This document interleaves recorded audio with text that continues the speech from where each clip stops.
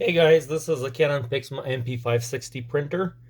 We're going to remove a print head in here. To do that, we need to have the printer on and add the home screen.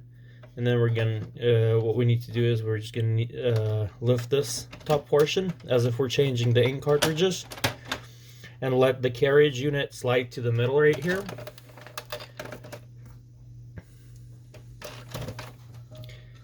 When that's in the middle, we're going to remove all ink cartridges out of the printer. We can remove one by one or just all of them at the same time. Now what we need to do is lift this gray latch right here. We just need to lift it up like so.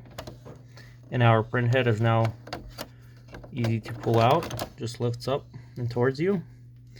And the print head is out. This MP560 has a print head. Here's the number. It's QY60073.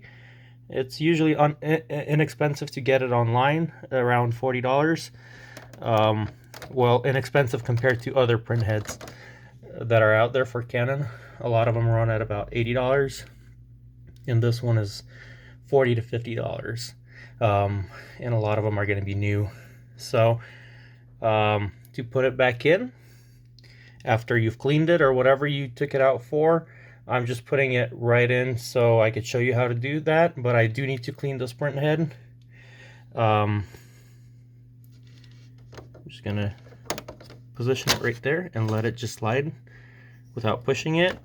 And if you put it in correctly, this should just snap down like this, and our print head is back in there.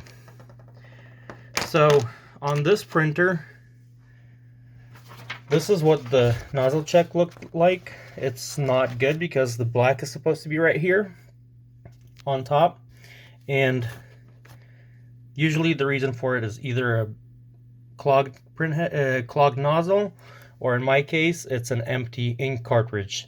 Even though the printer shows that there is a little bit left, usually it just says that it's empty, but you can obviously see that the ink tank is all empty, and these other ones have ink.